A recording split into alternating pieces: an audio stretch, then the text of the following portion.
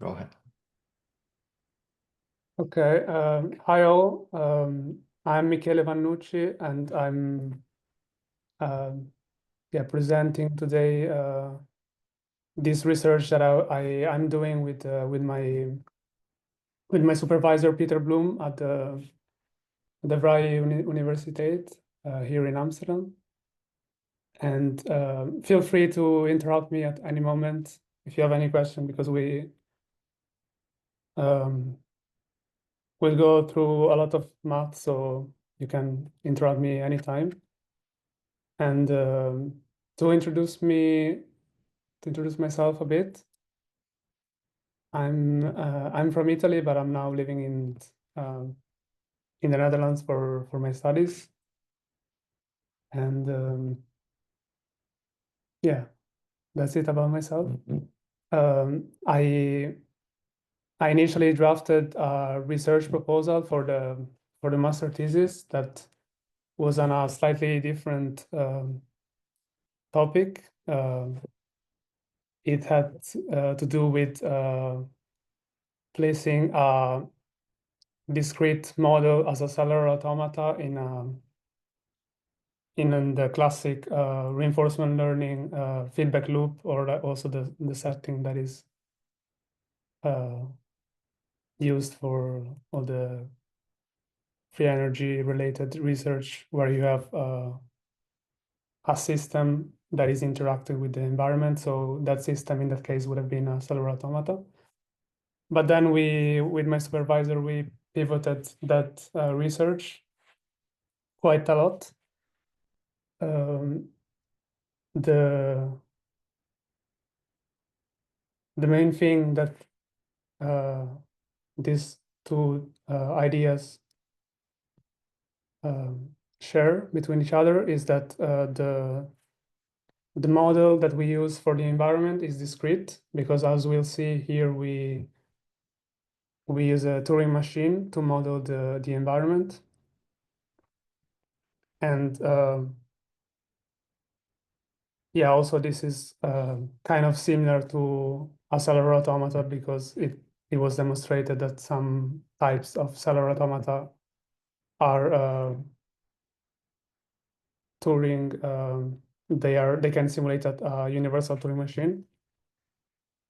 And also the other key idea that I share, like that this research shares with the original idea. Sorry, I said idea 3 times.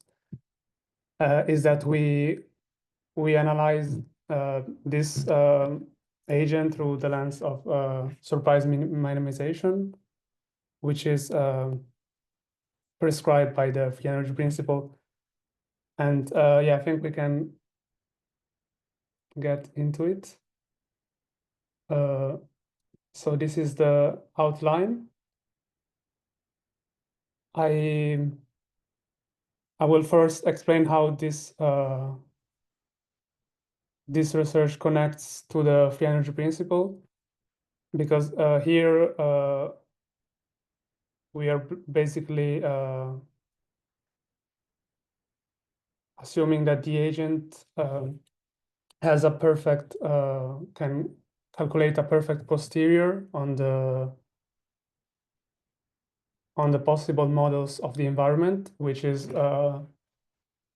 something that is not usually assumed in the free energy literature, where the external world is modeled with an internal state that cannot represent fully the external environment, of course. And so yeah, this is how we can decompose the surprise term as the free energy term here in blue, and the chiral divergence between the posterior given by the internal model and the true posterior P. And we can see here that if this divergence is 0, we are left with basically with surprise. So the free energy term equals surprise is this is why we say that we want to minimize surprise. And yeah, here I decompose it further. Now I developed the formula further just to show that this is the regular definition of free energy, but here instead of a continuous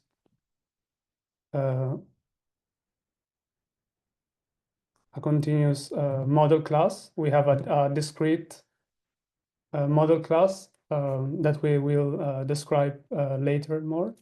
So we don't have the the expectation is can be written as a summation over all models, over all possible models of the environment. Yeah, and this is how it's usually, I mean, this is how it can be written, the free energy. And we slightly changed the notation even further, but we will see this later. And yeah, we assume that the hidden states of the world are included in our model class, and they are static in a sense. In fact, the agent will try to model the entirety of the world, not just a part of it.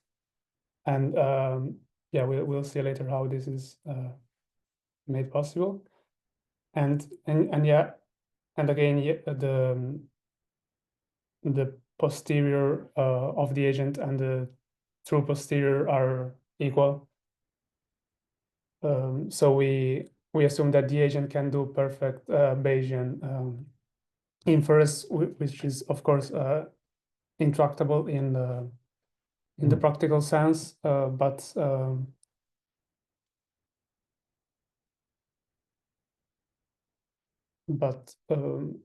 yeah, we stick to the theoretical part and see what it means for this kind of agent to minimize surprise.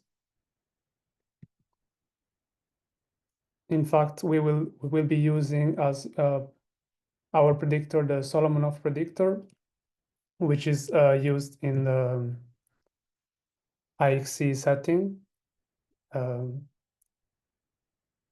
Yeah, maybe I should have introduced that what we are trying to do in summary here is that we give to an IXC agent that is an agent that can that has basically unlimited computational resources the goal of surprise minimization, and we see what this means for this agent. The motivation behind this is that it allows us to disentangle the goal of the agent from its limitations, because here we assume that the agent has no computational limitations, and see what this kind of code would mean for such an agent. And now I mentioned that the IXC agent uses the Solomonov predictor to model to predict the next observation. And I'm asking the audience if anyone has heard about this, about the Solomonov induction, and how much in detail do I have to go into it to? Michele, usually our setup is that you are presenting and then the audience contributes towards the end. Okay. And you can, I suppose, assume to give us just the minimal we need to understand this, and you respecting the time limits. Okay. Estimation is yours.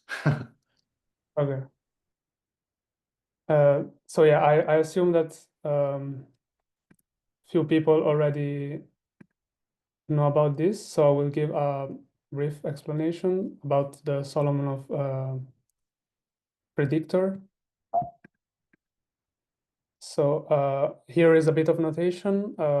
We rewrite the prior with a W, which means weight, and our model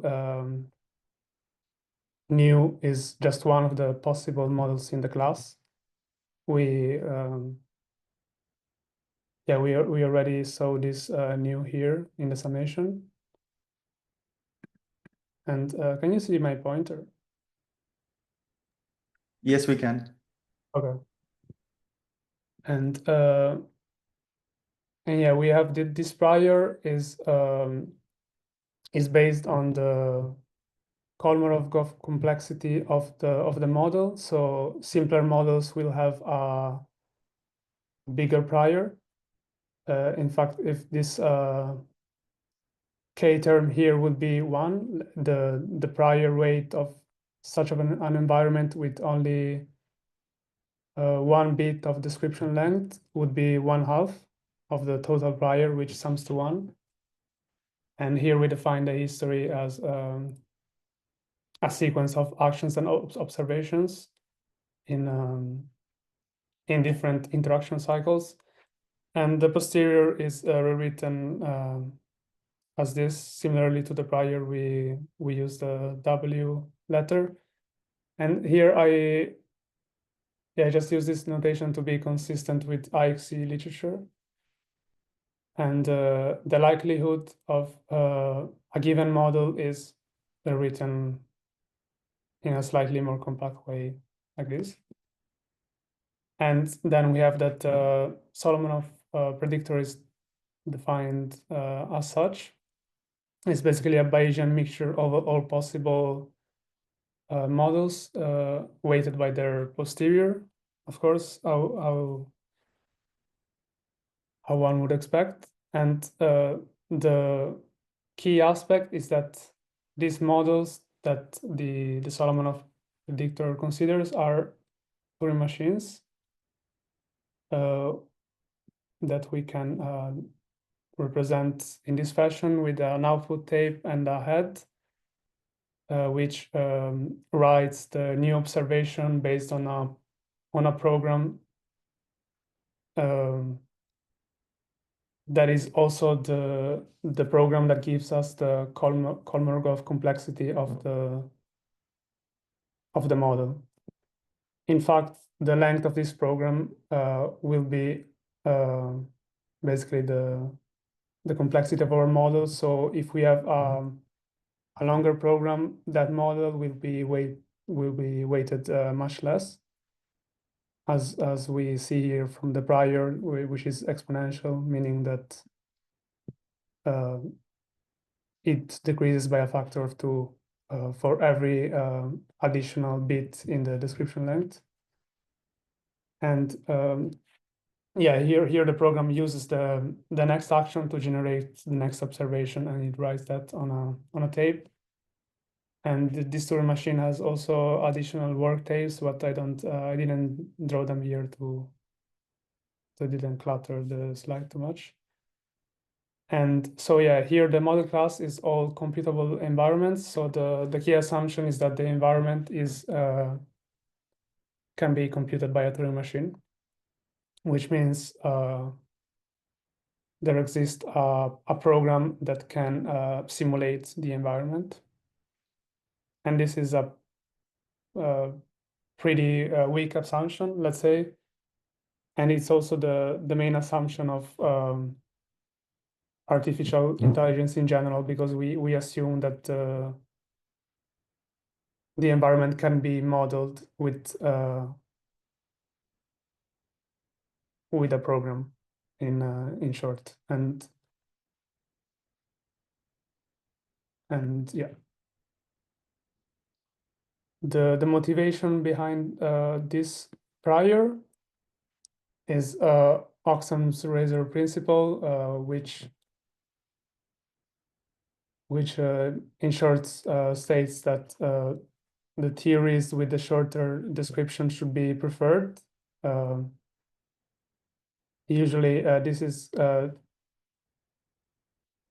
used in the context of science when you have to considering two different theories that can explain the same phenomenon, but if one is much simpler, then you would, of course, prefer the one that is simpler.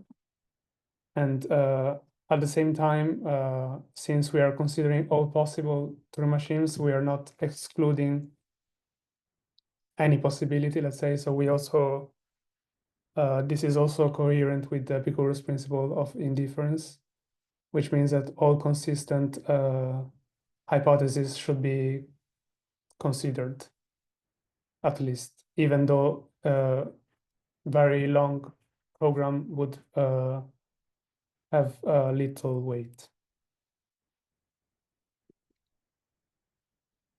And yeah, then what IXC does is it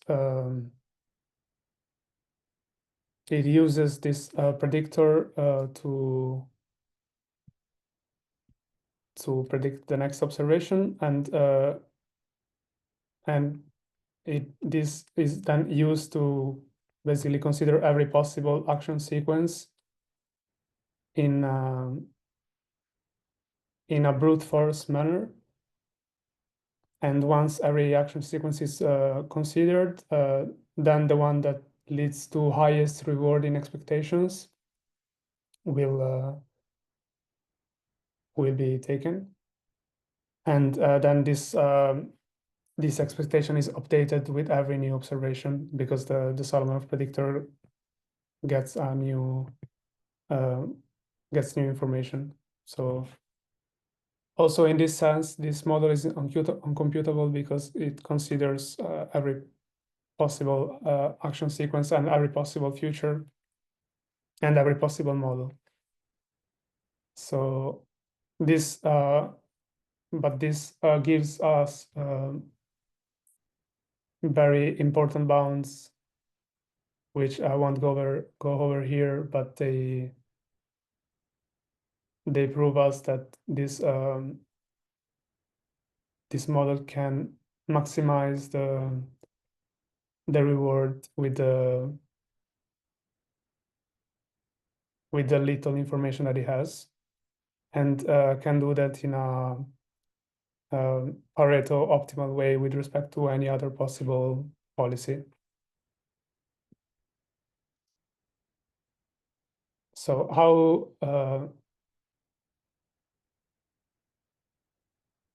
how is the previous research in IXC with intrinsic motivation as reward, you might ask? And my answer is that there is little research in this field. In fact, the only agent that was considered is the knowledge-seeking agent, which is basically the opposite of the kind of agent that we will be talking about today. In fact, this agent has as goal to maximize information gain in the stochastic setting, or to maximize surprise or Shannon entropy in the deterministic setting. And the reasoning behind this agent is that it would eventually allow the Solomonov predictor to learn anything about the true environment, as we'll see. So here reward is defined as information gain over the next interaction cycle. And yeah, information gain is defined as the chiral divergence of the past posterior with respect to the future posterior, updated with the new interaction cycle that is noted with HT. And yeah, this gives some strong results for this agent. In fact, the main finding of the knowledge-seeking agent literature is that this formula tried to summarize it. These formulas tries to summarize it, but it basically says that the agent will eventually learn anything about the true environment, which is here noted with mu. And if we simplify it a bit further, we see that, yeah, this is we consider a history of increasing length. And we take the limit of that, so we can account for more information that the agent could squeeze out of the environment with time. And the history is also sampled from the true environment, of course. And with pi star, we refer to the policy of the knowledge-seeking agent. And this is the off-policy divergence of the Solomon predictor and the true environment under any policy that could be different from the one that the KSA agent has followed so far. Which this means that the agent could consider any possible other policy and would still predict perfectly the outcome, because it will have a perfect knowledge of the true environment. And this is possible because what this agent does is it tries everything. It tries every possible combination of actions, basically, to induce the surprising information, and which in turns increases the knowledge of the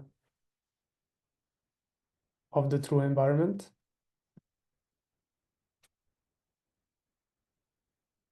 And yeah, so it will squeeze any information out of the environment that it can. But yeah, here I specify what this P means, but if you have any question, I can answer them later. So now we might have a question. So what's the problem with this agent? Like, this seems already perfectly working. This agent can learn the true environment, and the author also conjectures that it would learn it in the fastest way possible, even though I don't really agree. But the main problem is that the agent would surely die if that is a possible event in its environment. This was proven with this paper, and it basically demonstrates that since the agent tries everything, and with each new action cannot know with certainty, like, of course, the outcome, even if it has a perfect predictor, because it wouldn't have gathered enough knowledge to know that outcome. And so at some point it would encounter a situation in which not knowing the outcome would result in death. And this is also incentivized by the fact that the agent seeks surprising information, so it would try also the most extreme actions just to get some new information out of it. And it would also be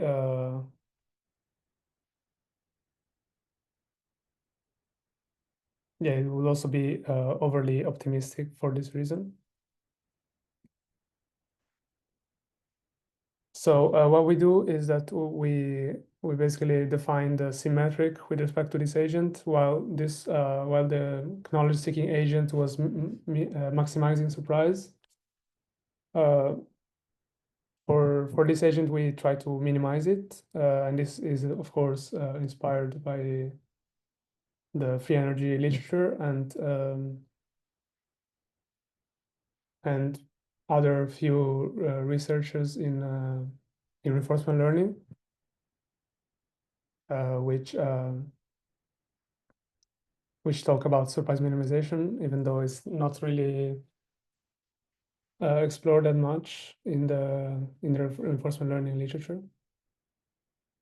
And so we thought that it could be interesting to explore it in this setting, which is still reinforcement learning setting, but we use the IXE agent which doesn't have any computational bounds. It's just a theoretical concept. And for now, we'll consider reward as a quantity to be minimized, just for simplicity, and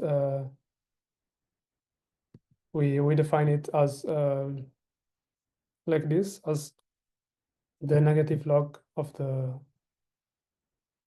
the prediction on the new observation at time t. Alternatively, we can also include the uncertainty over actions, which is something that is usually done in free energy literature, meaning that we also consider the free energy of actions. But within this research, I found that this doesn't change the behavior of the agent that much when we use these Turing machines as our models. And so the value then, which is again minimized, becomes the expected surprise over future trajectories. So here we have the policy, and here we specify the environment that we are currently in on the left, and the predictor used that will give us the surprise of the next observation. And yeah, this here I pointed at it. And yeah, we have the discounting part in the formula, because we can also introduce discounting if we want to give a certain horizon to our agent, which is usually fundamental in the IXE setting. And here is the expectation part. We are just summing the probability of all possible futures. And here's the surprise parts. And this expected surprise can be decomposed with information gain and risk.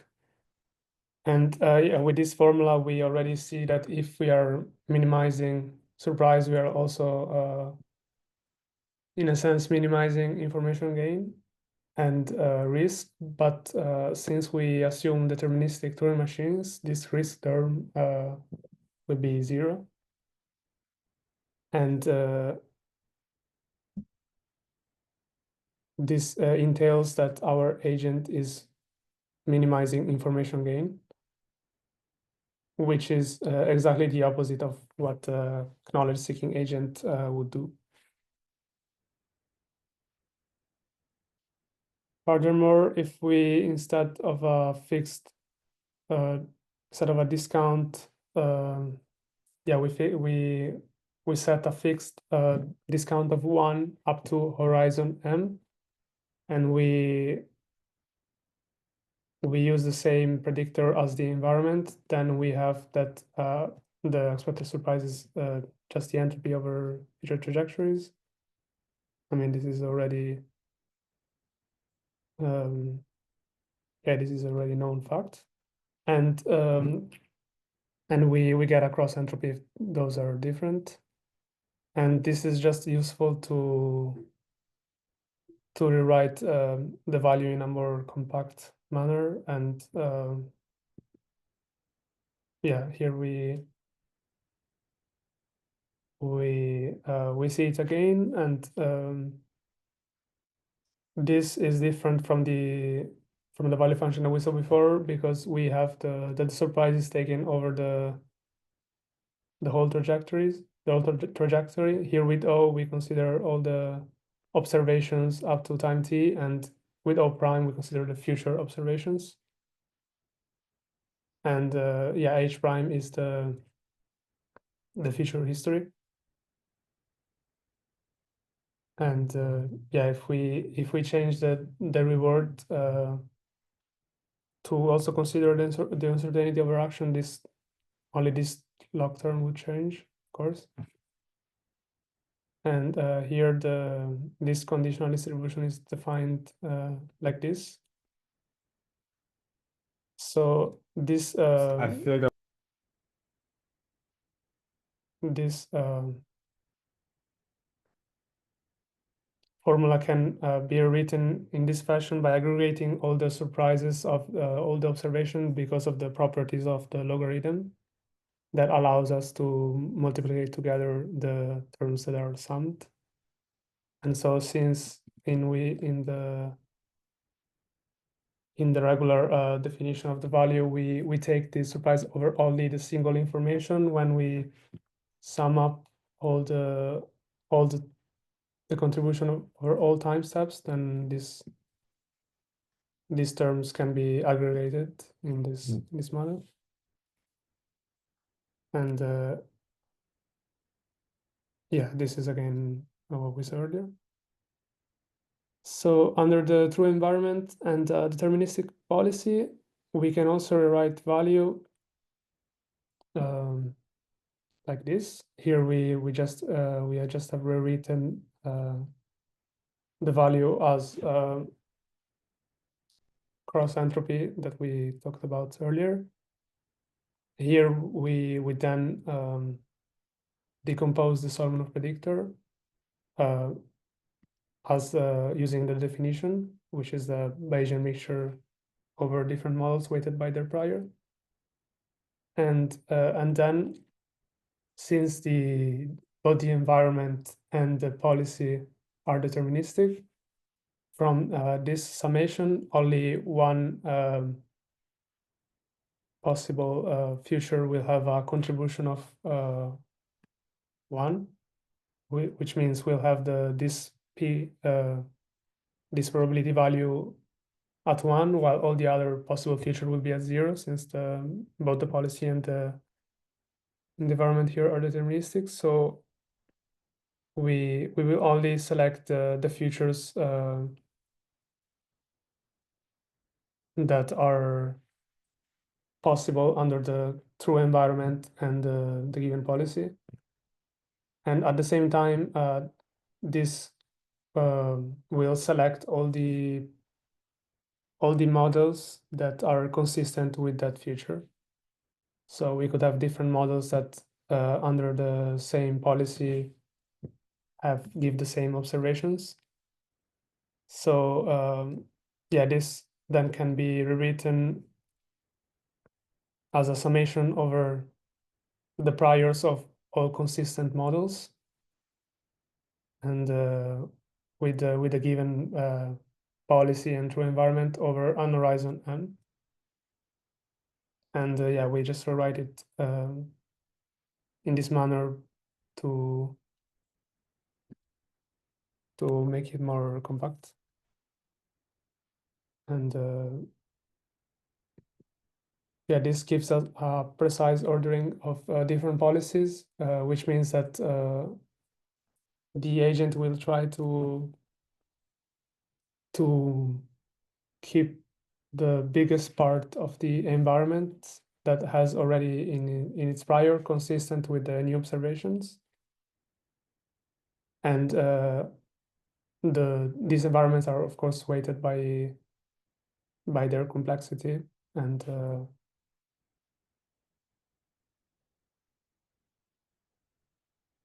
And so, for example, if there is a single environment who has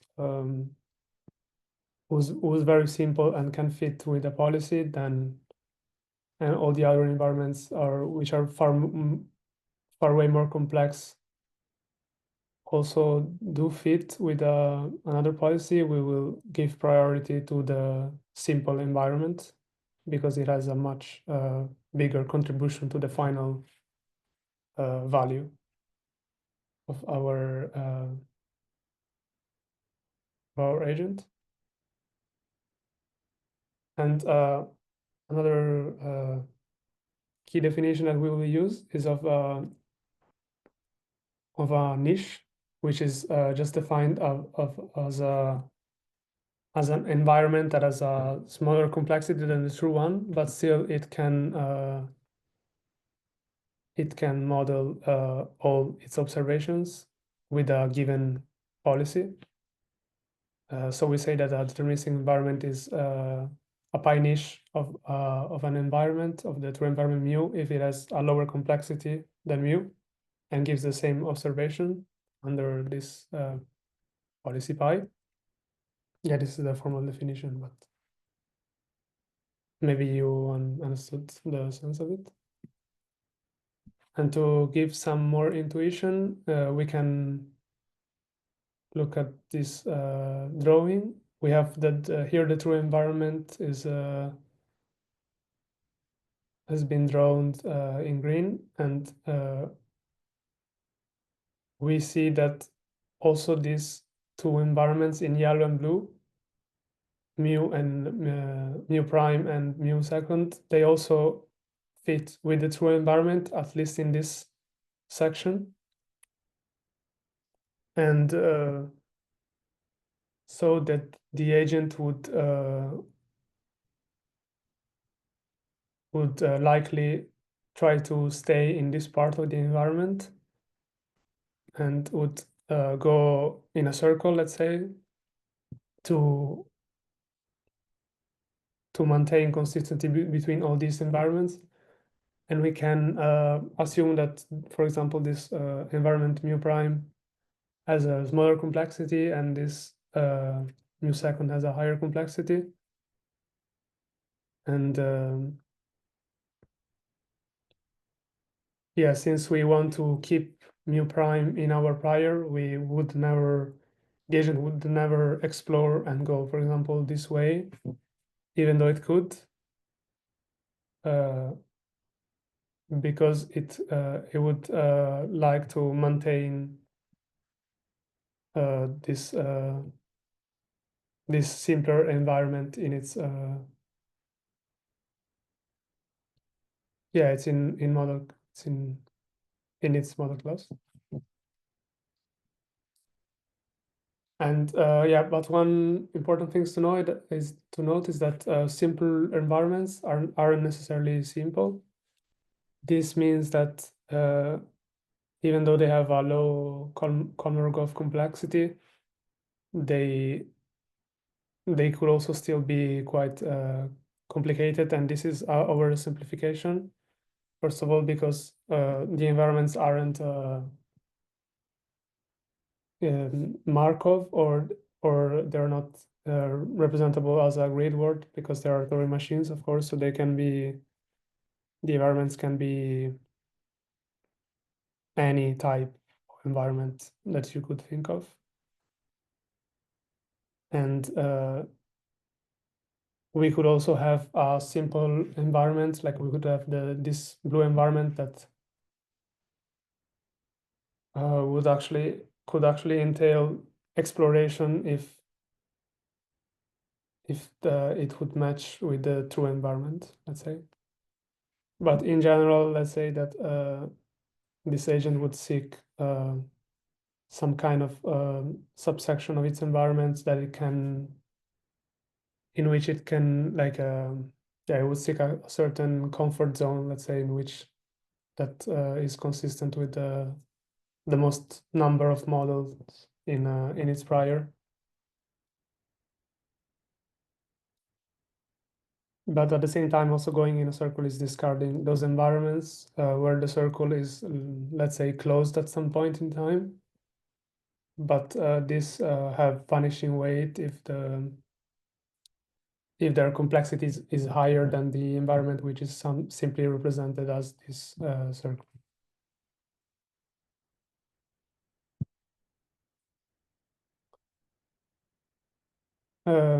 Yeah, so in which case would the agent leave this niche and go explore more?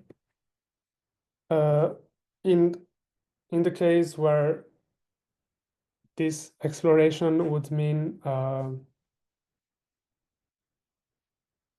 having more environments that fit with another a bigger subsection of this environment, let's say, and yeah, it's this is quite improbable, let's say, because we would need to have more environments with a bigger complexity and therefore lower weight, which all fit together, and they all jointly have a bigger weight than the policy, than the complex environments kept by the policy, which stays in this circle. So here I try to explain this formally. So if we have a policy that we call pi, which discards this, which is the simplest model we could technically fit the environment under any given policy, and we have pi prime that doesn't, then pi the total sum of the weights of the models kept consistent to pi should be bigger than the sum of the weights of the models kept consistent by pi prime, and this is improbable because this term has both can consider both a more complex model, but also the models that are simple as k prime. And this happens with decreasing probability with smaller k prime, which is the complexity of the simplest niche. Forgot to mention. And yeah, so this is just to say that this agent would rarely go on a tangent, let's say, but yeah, also yeah, this is our oversimplification because again, also simpler environment can force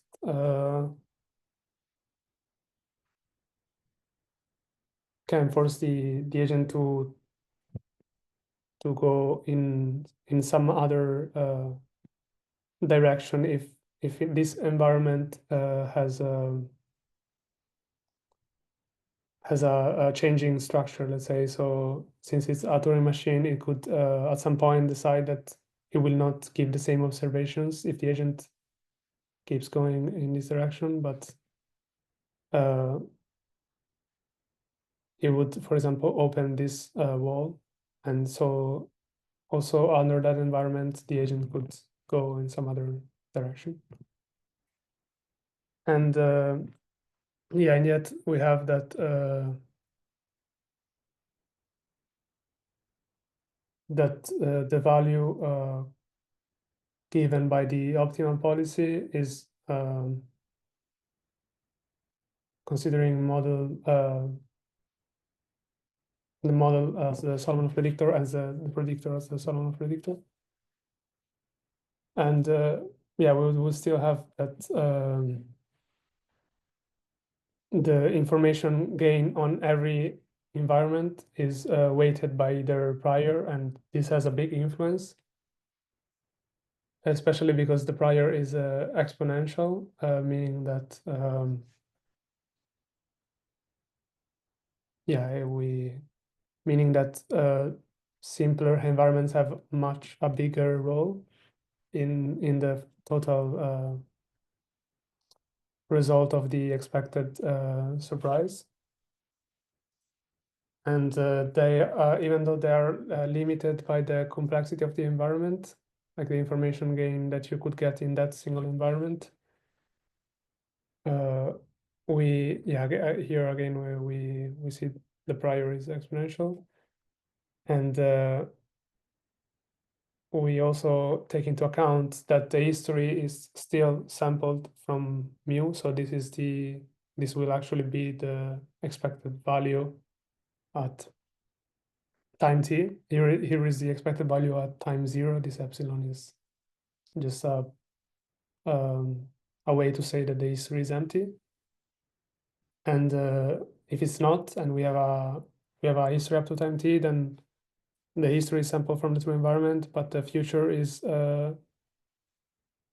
predicted by the Solomon predictor. And in this case, the simpler environments will have a bigger weight because the Solomon predictor doesn't know the true environment, and it only knows that some of the simpler environments are still consistent with the true environment, which means that they haven't been discarded by the history. And so it will use those to assume that it's in a simple environment, and in that simple environment, which we call U prime again, we have that the value given by this environment, the contribution to the value it's always bigger than the contribution to the value given by all the other more complex environments, but still the jointly contribution of all the more complex environment mu second could be bigger, but again, this is improbable because they would also have to fit with each other. And yeah, so in short, what this agent would do is if it had knowledge of the true environment, it would just find a niche that fits with the simple environment it's prior. And how hard is it to do? It depends on the complexity of the true environment. And for example, we could have an environment that is not compressible by a simpler environment under any policy. And this is possible if for example, we have a small action space so that the policy cannot compress the environment that much, and a small and also a small observation space. And yeah, so we could say that the dimensionality of the observation space and the action space as deeply tied to the possibility of the agent to actually find a more simple environment than the true environment, let's say. Because if it cannot find a simpler environment, then it would would eventually also get to know the true environment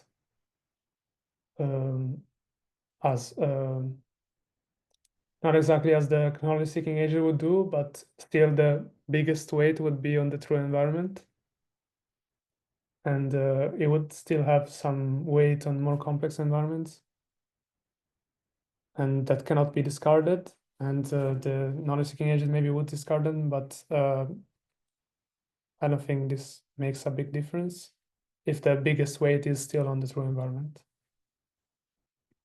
So yeah, here I just wanted to say that if we consider this ordering of complexities, meaning the mu prime is simpler, let's say, than the true environment, and the mu second is more complex, then yeah, their contribution is ordered in this fashion with any possible history. And yeah, here we are left with some discussion, which is mentioning the dark room problem, which means, yeah, we could have, in fact, that the agent goes, as we've seen, in a circle, and this could be interpreted as unintelligent behavior. But at the same time, it would be the best behavior for the agent if to stay in this dark room if this this area, like if this external part of the world contains uncertainties and possibility of that. And the agent would have to experience some kind of issue of some kind of new observation from possible harms to go out of this circle. We could say that we could think of as a human, as a primitive human that learns how to and wants to explore how fire works, for example, only when it gets hurt from fire. And before, he wouldn't really consider fire as something useful. And if it doesn't receive any signal from the fire, that it could be useful, of course. And so yeah, I think then we could also say that we could change the prior to encourage exploration.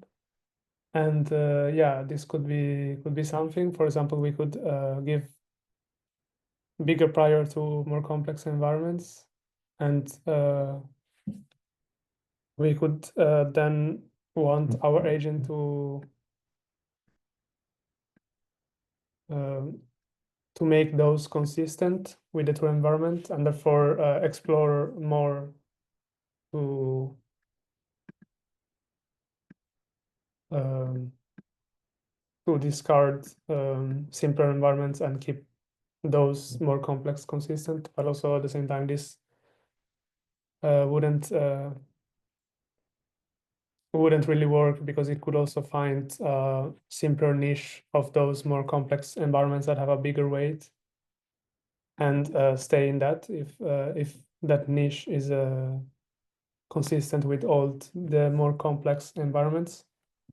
And also changing the prior would kind of defeat the whole purpose of the Solomonov, no, sorry, the Solomonov prior, which follows Occam's principle.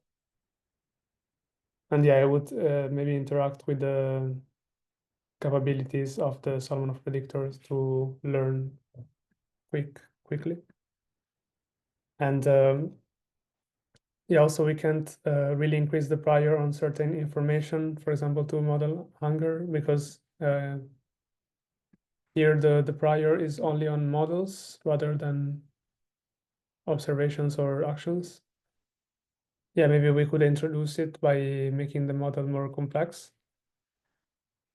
We could also think of giving a bigger prior to those environments where the agent gets to have food or do all the necessary things to survive. But also those environments would immediately be discarded if the agent, for example, doesn't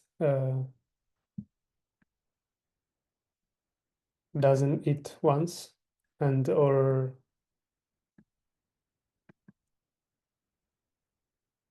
because it would make those environments where the agent does eat and stuff inconsistent.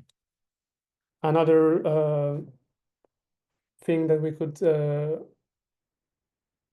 mention to address the darkroom problem is that we could assume that the word is interesting in a sense that it cannot be modeled by a simpler environment. This would mean that our word is not static, that you couldn't really have this kind of niche. And we already mentioned that this is also made possible by changing the dimensionality of the action of the observation space. And so yeah, that could be one way of solving the problem. We could say that this environment, which here is presented as a grid word, but in reality it could be more complex and could be always evolving, and therefore there could not be a static niche that could model it. Maybe you could find one that it could model it at least temporarily, but as soon as the agent receives a signal that that niche is about to be disrupted, then it would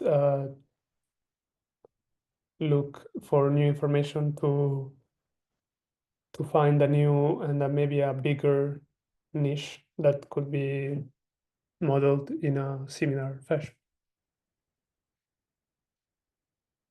And yeah, also one advantage of this model is that it's parsimonious in a sense that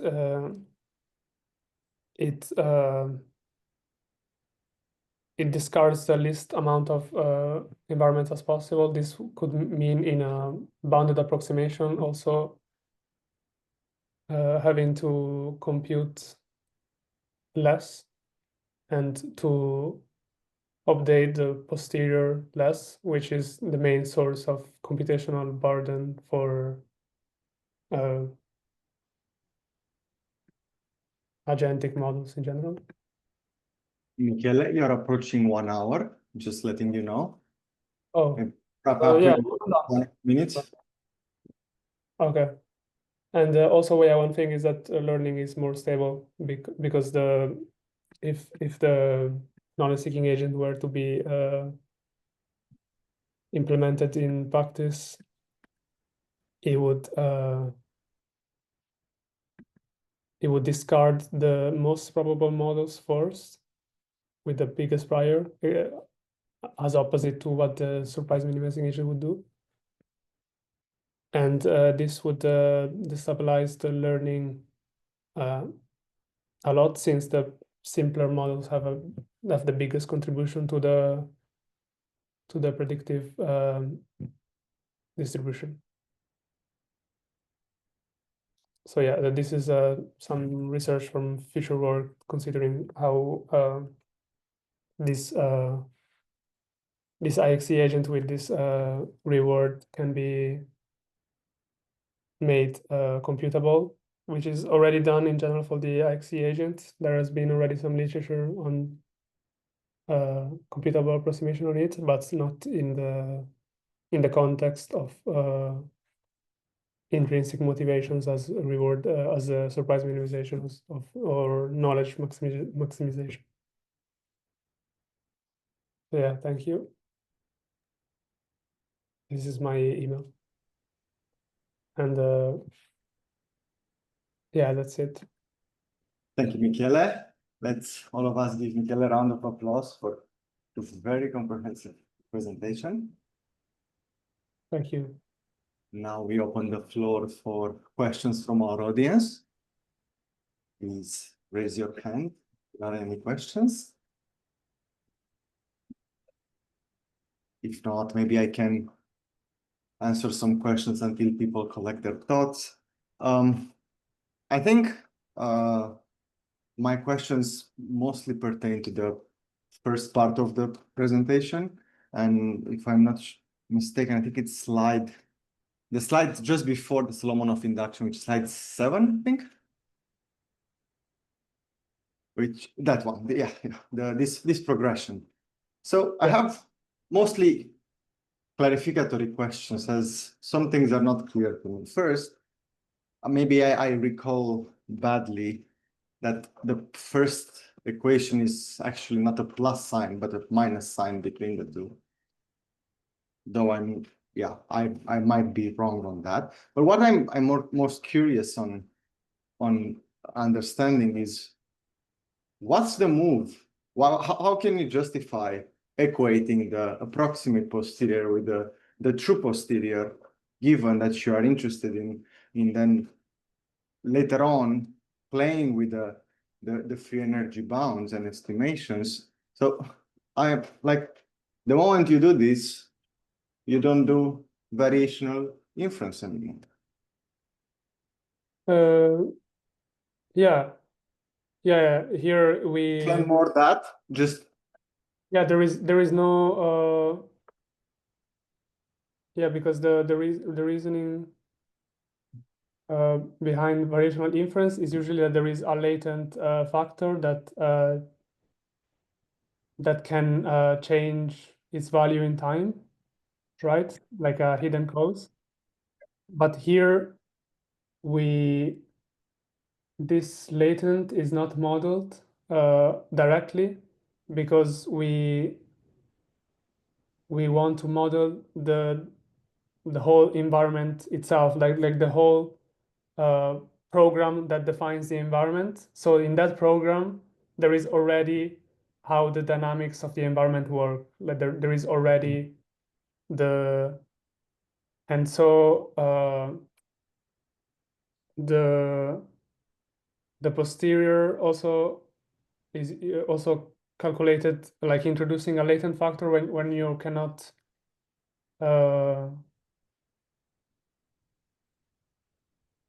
when you cannot do the exact Bayesian inference, and this is usually due to computational constraints. But here we don't have computational constraints, so we can indeed compute the posterior. That's what the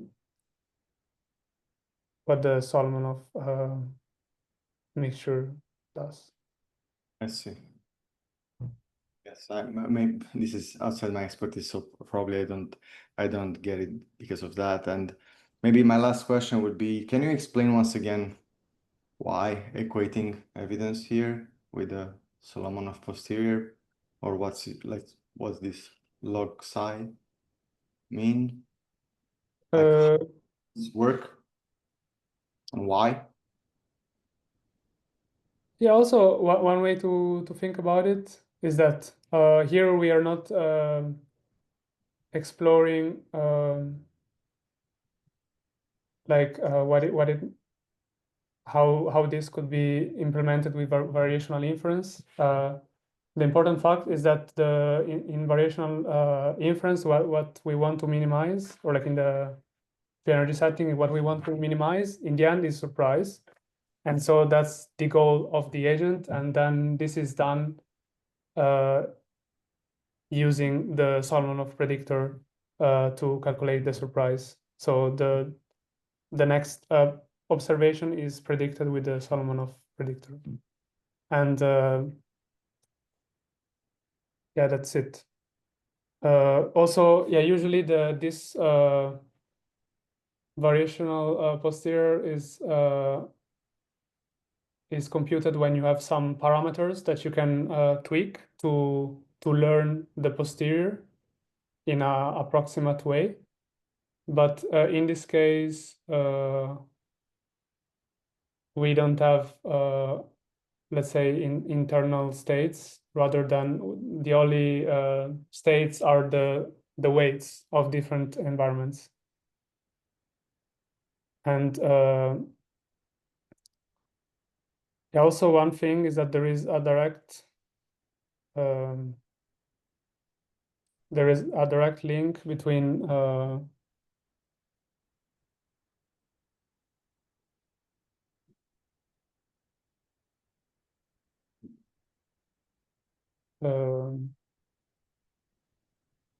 no, nothing. All right. Fine. Thank you. So, yeah. Are there any other questions from the audience?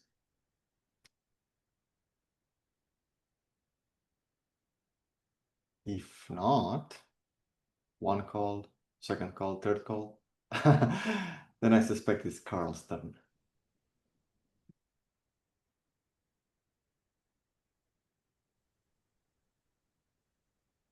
Is it my turn now? Surprisingly, this time, yes. Thank you. And thank you for a very deep presentation. So just standing back from the presentation, I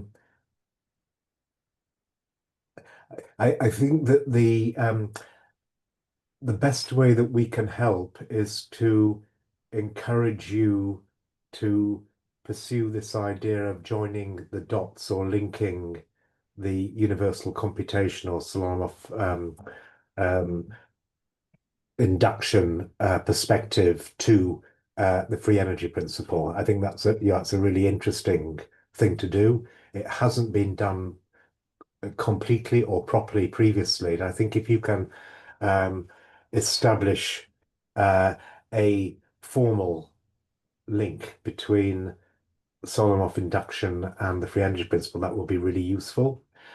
One has to acknowledge that there are fundamental differences between the starting points of Solomov induction and the free energy principle. And one obvious one, of course, is that Solomov induction starts with algorithmic complexity and has certain commitments in terms of unlimited computing resources and discrete world states and discrete policies, whereas the origins of the free energy principle are much more aligned with Feynman's path integral formulation on continuous state spaces with random fluctuations.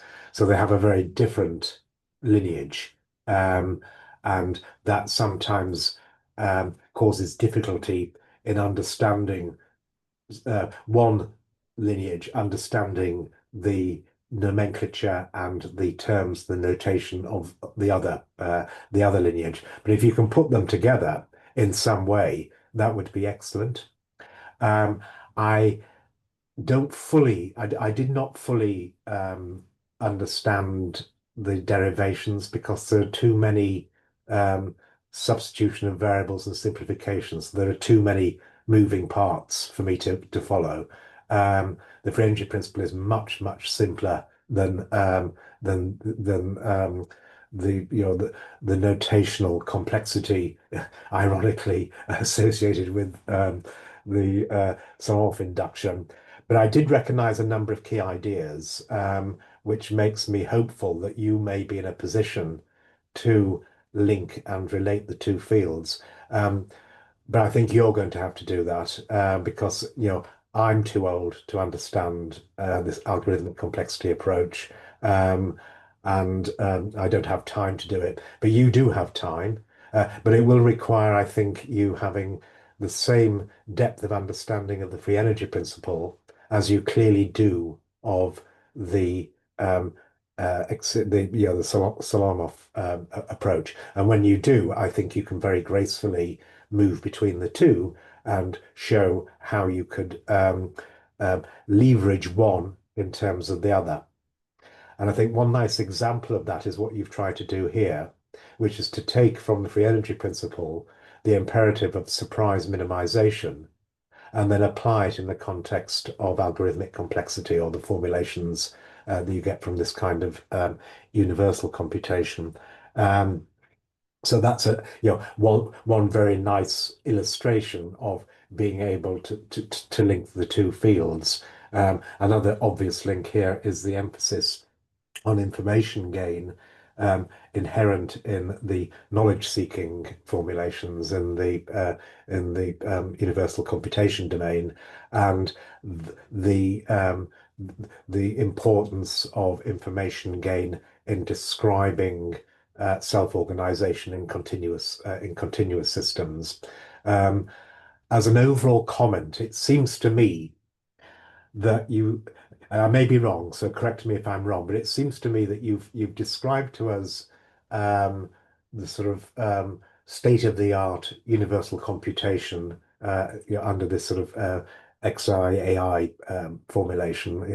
Is it Marcus Hutter formulation? And then taken us into the world of knowledge seeking, where you make the reward function the information gain, and then say that that doesn't work very well. And then say, why don't we try surprise minimization? So we make the reward or the negative reward the self-information or the surprise, and then see what happens. And then what you found is that you have a dark room problem, that the agent will seek out comfortable, simple, minimally complex parts of the environment. So then you have to ask, well, how can I put the expiration back in again? And then we get to the solutions that you listed on the final slide, such as equipping the agent with certain priors, but we can't do that because that violates the Kolmogorov priors. We could have an interesting world prior and other devices that would basically put the information gain back in. So my intuition is, in fact, you need both. And you need both the information gain and the surprise minimizing parts. And if you have both of those parts in, that would be formally isomorphic with the free energy principle. So the expected surprise you're talking about is the homologue of that in the free energy principle, which would be the sort of, I repeat, the continuous state space formulation that you can also write down for discrete state space models of the kind that you're dealing with, should you want to, would replace expected surprise with expected free energy. And the expected free energy is basically the expected information gain. The negative expected free energy is the expected information gain minus the expected surprise, where surprise is just simply the negative log probability of an outcome. And I think that the resolution of the dark room problem is actually having a mixture of your surprise minimizing scheme with the knowledge seeking scheme. And mathematically, I think that will actually be a proper surprise minimizing scheme. I may be wrong, but what I think you've done is you've over-interpreted surprise. First of all, as noted by Robert, you've associated the self-information or the negative log probability of an outcome with a Solomov predictor. So that's actually a probability of a random variable. It's not the actual observation. And then later on, when you were taking us through the construction of the surprise minimizing agent, it seemed as if you were equating the surprise with the predicted posterior of an observation given H, or given the history of the actions and observations. That's not the surprise that the free energy principle minimizes. That would be in expectation an ambiguity. So I think that the resolution to your problem, the dark room problem that you presented at the end, and all the worries about the little agent going around in circles and not exploring in the natural kind of way, could be resolved by thinking carefully what surprise are you trying to minimize, and then if you unpack that expected surprise, you should get back the um, the information gain, which at the moment you're minimizing, which is I think why you have a dark room problem, um, um, and the the constraints that basically stop the agent being burned. If you remember that nice notion of curiosity killed the cat. So that particular problem is resolved by the expected free energy having two parts. It's got the information gain part, but it's also got the cost part, which is a negative reward, which stops you getting burned. So that's the kind of surprise that is referred to in the free energy principle. It's just how unlikely is it that I will be burned? So if I get a burning outcome, that to me is just very surprising. So it's nothing to do with prediction. It's just the surprise of being burned. And that's a constraint that is added to or a log constraint that is added to the expected information gain. And then those two together now become the expected free energy, which I think is your expected surprise. Um, I appreciate this may make no sense to you whatsoever, but I am aware it's being recorded, I fondly hope, so that you can go back and think, oh, I understand. Oh, I think that's rubbish, but I'll just make sure. I'll try and take you through what I mean by these things. And if you can make sense of what I'm saying, I think that you could tell a very compelling and important story about the links between augmented Solomon induction schemes that have knowledge seeking in them under constraints and the free energy principle, which would be much more straightforward and would also, on the one hand, resolve your problem, the dark room problem. But also interestingly, on the other hand, I'm just mindful that you started motivating this universal computation style of theorizing by noting that although it is incomputable and it's intractable, I appreciate that there are approximating software environments that you can use, but mathematically it cannot be realized because it's all it's not tractable because of the universal computation assumption. But what you also say is, but there are some really interesting bounds or limit cases that come out of the analysis. And that would be really interesting from the point of view of the free energy principle. If you could write down the free energy principle in this calculus and then rederive the bounds that would now apply to the free energy principle, that would also be, I think, a very useful contribution. Um, if you'll indulge me, I'm going to share my screen now and just take you through a couple of papers that I occurred to me during your presentation that your thesis usefully reference if just for Yes, that would be nice. Thank you. good. Now, where are we? Oh, there we are. Yeah, also I think you summarized the content of my presentation pretty well. And yeah, maybe I don't understand fully how the free energy minimization can introduce the information gain. Yes, it is not simple. And yeah, Thing that is was that, my sorry, carry on.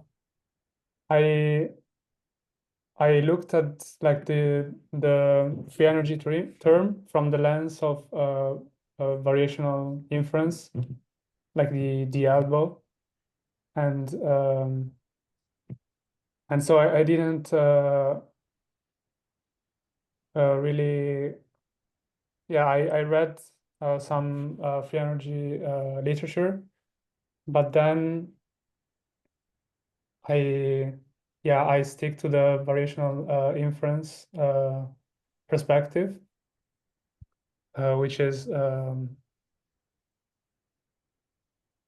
which is basically like the evidence lower bound is like providing a bound on surprise, and it is done because well, we cannot compute the posterior perfectly, but yeah, I mean, in this case, we don't have any computational bound, so I just thought that I could just use what the elbow is trying to bound, which is surprise. Yes, and actually, I think you can do that. So just speaking to Robert's question, I think you can ignore that variational gap or that variational bound in your analysis because you're looking at an idealized case where you're trying to derive Yes. you're trying to derive limits and bounds under idealized assumptions. So I'm glad that you said that you sort of adopted the sort of variational Bayes perspective on the free energy principle, because I think that's possibly the wrong focus. And I think that if you just stand back and understand the simplicity of the free energy principle, a lot of your assumptions will make much more sense. So, for example, the free energy principle, as derived under a pathological formulation in continuous state spaces. This has got nothing to do with Shannon-esque stuff. It's got nothing to do with Kolmogorov complexity. It's got nothing to do with Turing machines. It now deals with the random dynamical systems where the randomness is given by random fluctuations. So it's now all dealing with probability densities, not probability distributions over discrete things.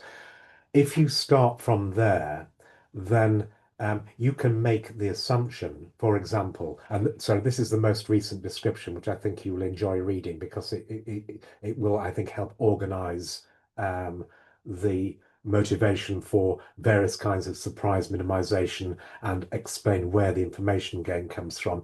There are two key points to be made in this paper. Two key points I want to make to you that I'm using this paper to remind myself to make those points. One is that if you start from the physics of random dynamical systems, then you can assume that the internal states are performing exact Bayesian inference, which is exactly what you assumed on your first or your seventh slide. And that's perfectly okay. All you're saying is that in an idealized world, under idealized assumptions, I can associate, by definition, the internal states of any agent with the sufficient statistics over the posterior over the latent causes of my observable outcomes. That's exactly what is done in the physics version of the free energy principle. The second point is that all of the interesting stuff is about the agency. So all of your interesting observations are about the policies and policy optimization. And that means that what you're really talking about is not the variational free energy, which has the bound elbow aspect to it. You can ignore that. The really interesting part is the expected free energy. And that's your expected surprise. So what this paper does, the second reason I'm putting this paper up is that it derives your expected surprise, or the free energy principle's expected free energy from first principles. So this is not like, it doesn't make any assumptions like, the priors over the complexity, or it derives what would have to be the case in terms of sequential policy selection if something was self-organizing to a particular set of states. In this literature, this is called a pullback attractor, and the shape of this attractor is simply scored by the self-information or the negative log probability of any particular point in state space, and specifically the observation space being occupied. So this is something that's missing from universal computation. If you don't have reward, there is nothing to tell you about what are the characteristic states to which this agent will work towards. So if you put rewards in, that's one way of saying, oh, it's more likely that these agents will work towards these states or these outcomes, or will adopt these policies that lead to these outcomes that have a high probability or a low surprise. In the free energy principle, we don't use the word reward. All we talk about is the surprisal or the self-information or the negative log evidence of an outcome. So also known as a marginal likelihood because it's not conditioned upon the past or the future. It's not conditioned upon knowing the hidden states. It's just the marginal likelihood, marginalizing over everything, just saying, if I'm this kind of agent, then this outcome is very, very probable, and this outcome is very improbable and has a high surprise. So that's a surprise that's minimized in the free energy principle. How do you do that? Well, you behave in a way to minimize your expected free energy that has your kind of surprise, or technically in the visual search literature, it's called a Bayesian surprise, which is the information gain, but also the expected surprise, which is to stop you getting burned. So you basically have to specify the kind of agent you want in terms of the constraints on the states or the outcomes that that kind of agent would expect to encounter. So if you want to write down the mechanics of an agent that doesn't burn itself, you simply have to say that being burned is very surprising. And then you select your policies in order to the cross entropy or the expected surprise under some future or predicted posterior is now very costly, and that's the expected cost or the expected surprise.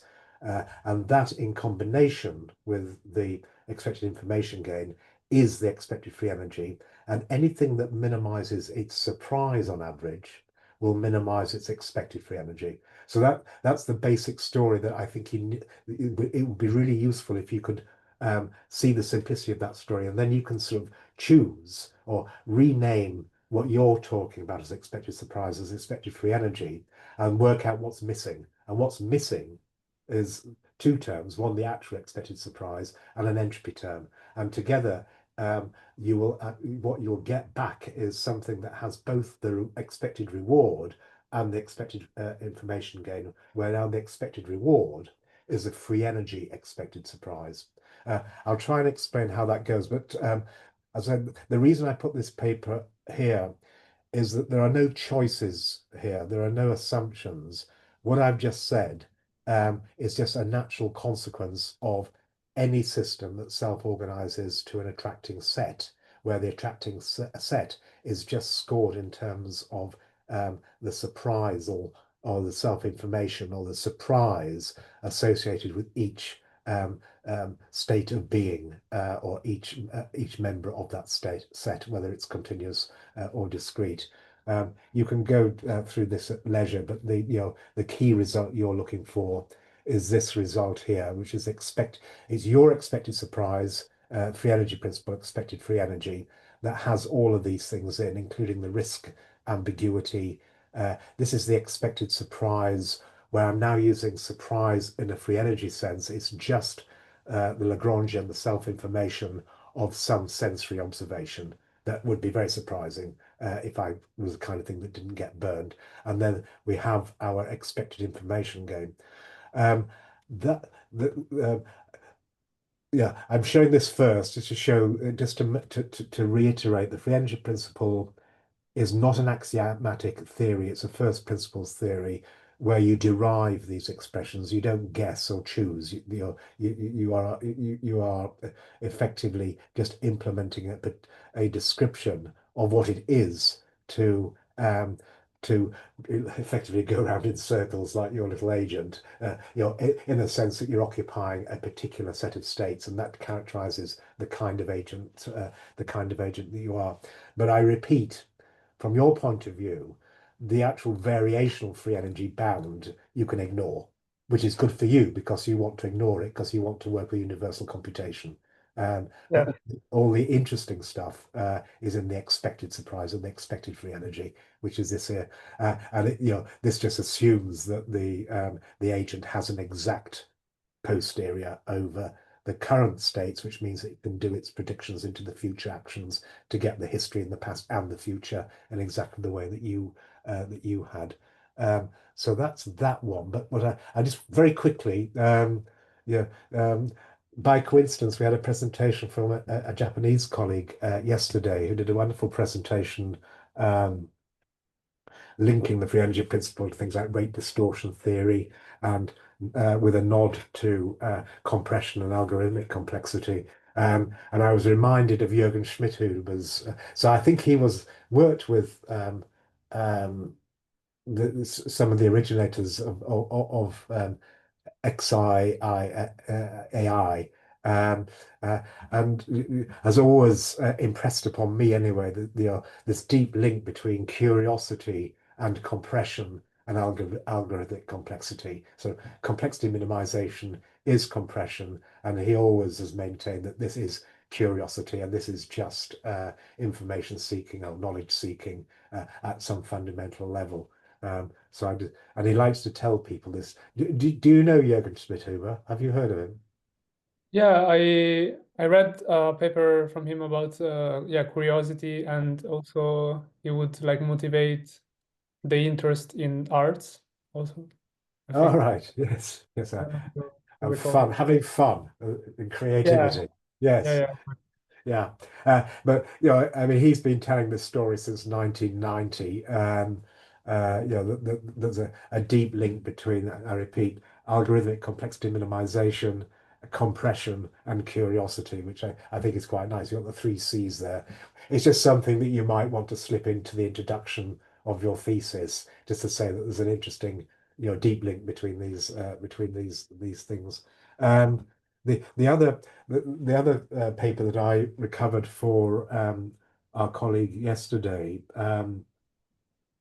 was that people have noticed these links in the past between algorithmic complexity and variational free energy minimization, reading variational free energy in a sort of Helmholtz or Feynman sense. And this was one example very early on by David McKay, who's quite a famous person in statistics and machine learning, just casting cryptanalysis under an algorithmic complexity frame as free energy minimization. So it's another little historical link between these two lineages or lines of thought that hopefully converge upon the same conclusion.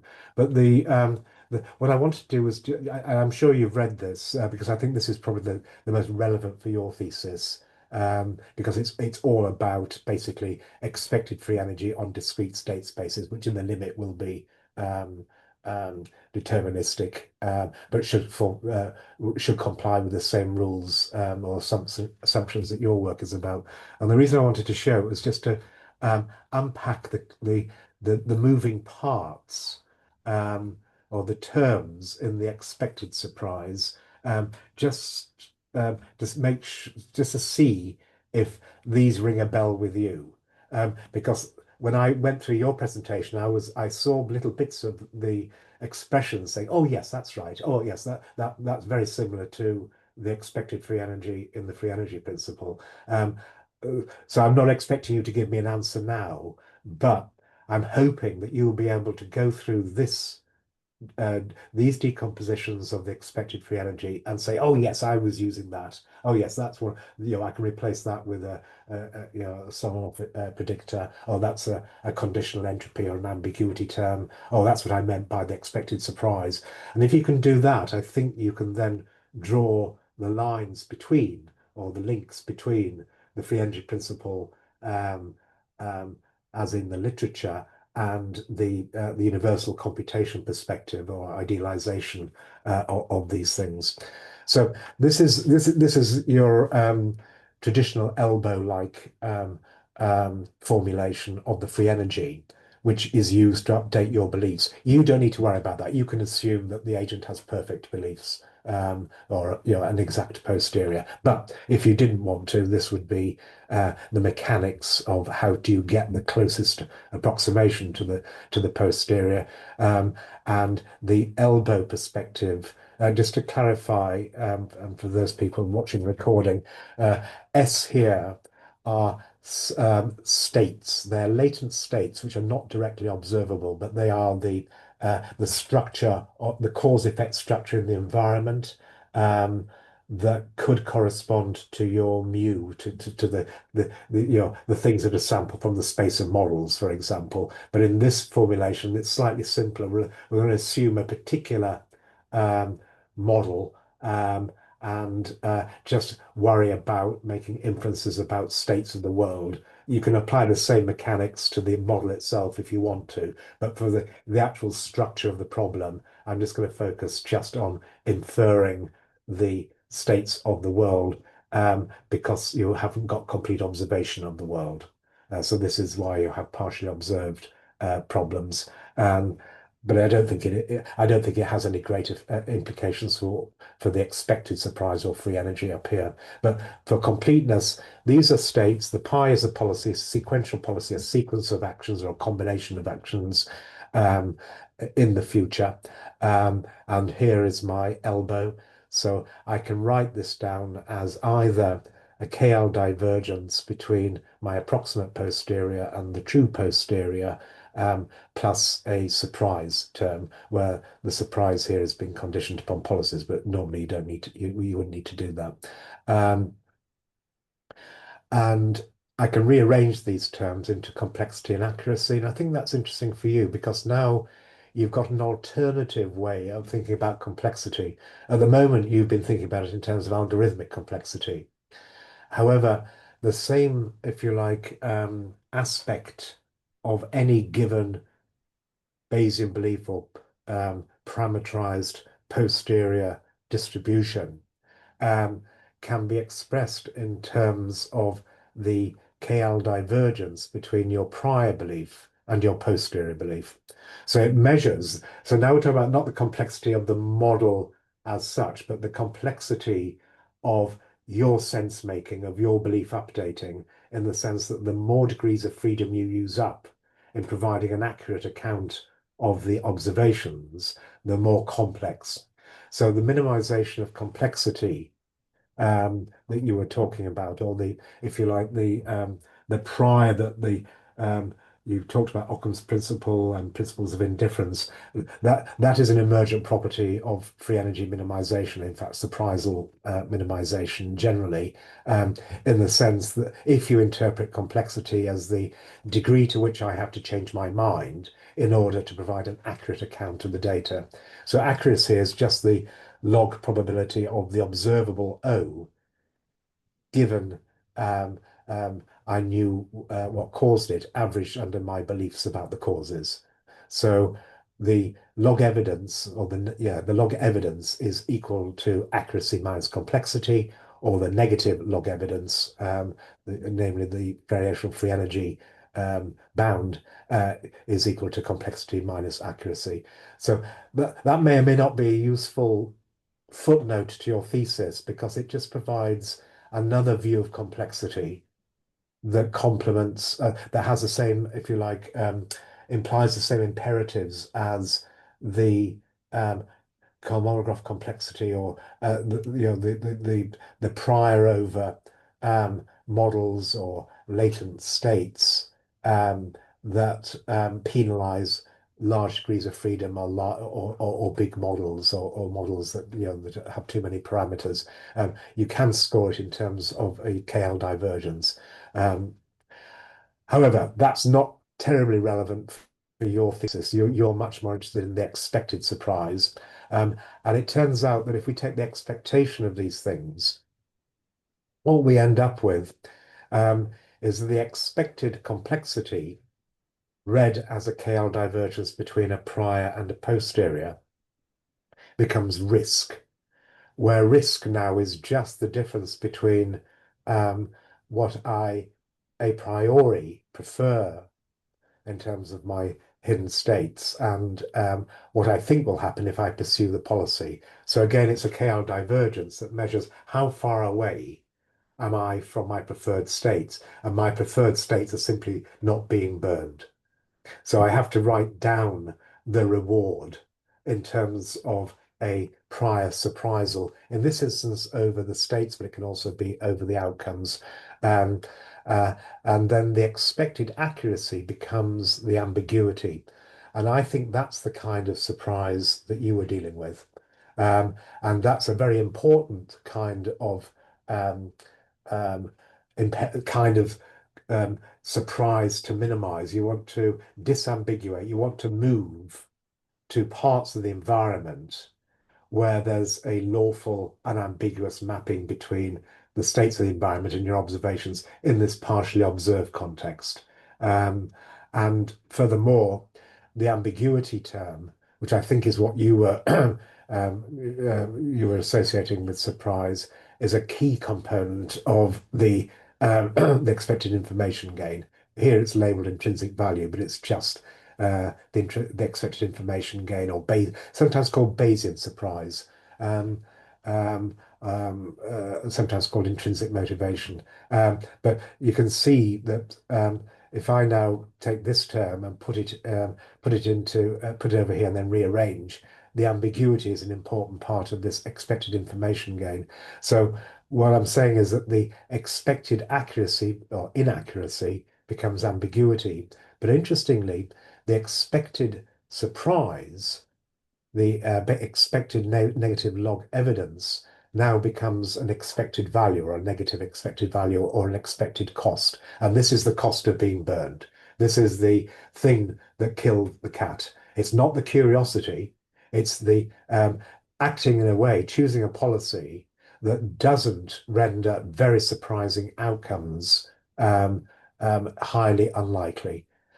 And then the bound term now becomes the information gain, and that is that is the expected information gain. It's basically the difference in my beliefs about the states of the world with and without the observations that I would get if I pursued policy pi. And then you can sort of rewrite that as a mutual information. So my This value is this value is minimized or maximized?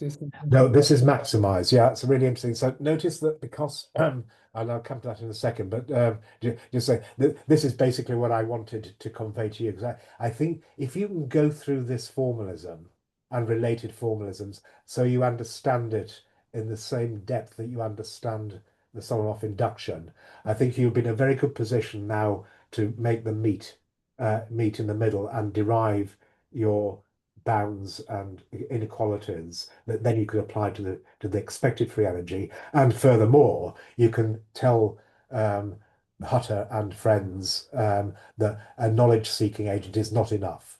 That you can't, reward is not enough, and knowledge seeking is not enough. You have to have knowledge seeking under constraints to actually account for self-organized behavior, real agents. And from your point of view, that means that you now you now have your expected surprise. Oh, yeah, so expected surprise read as a free energy, and the information gain as part of your overall expected surprise. At the moment, you've just been dealing with this term, I think, which is good. And just to say that this term is usually motivated by the street lamp effect, which is the effect you see in psychology, where you only look for your lost keys underneath a street lamp because it's dark everywhere else. So the response to the dark room problem is to switch on the light because that now minimizes the ambiguity or minimizes the conditional entropy of the observables given their causes. So it's a really important term, but alone it won't do anything. It can either be added to the risk, so you avoid risk, or it can be absorbed into the information gain. But your question was really important. Yeah, this KL divergence now is maximized. So this KL divergence is minimized. So you're minimizing the the KL divergence between states of the world under a particular policy and those states that are characteristic of you, that you're basically your rewarding states. And that will be the risk term. You're minimizing that, but you're maximizing, because I'd have to switch to make this into a KL divergence. I'd have You to have to switch. switch the signs, yeah. Exactly. And therefore the sign changes, which should be evident in this expression here.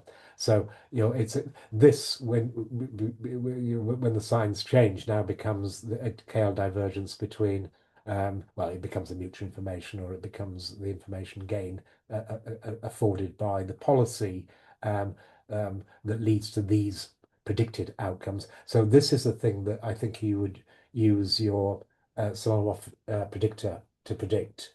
And then under that prediction, you can work out the information gain, but also you're also going to be predicting that outcome that will have a surprise, which will be the cost, which will stop the agent being burned.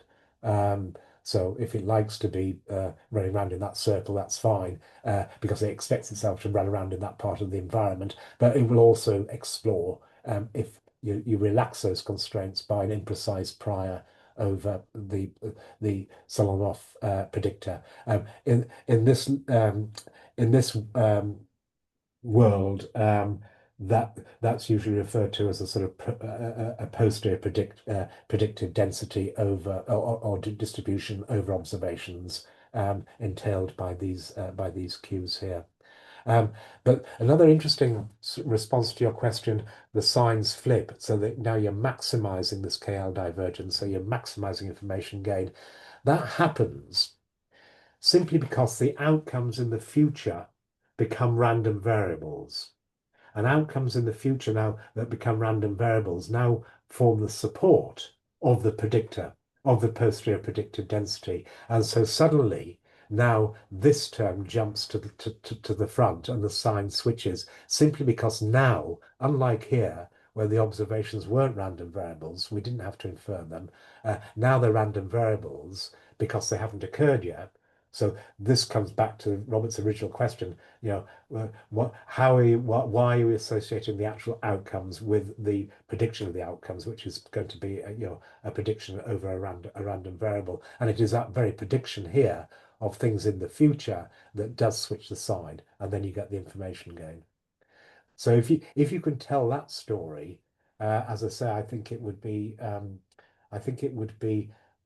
really useful on both sides of the theoretical approaches to these things. Yeah, definitely. Now I'm using yeah, you mentioned that the surprise I define is a prediction, but I think I'm using like the exact surprise experienced by the Solomonov predictor when a new experience occurs.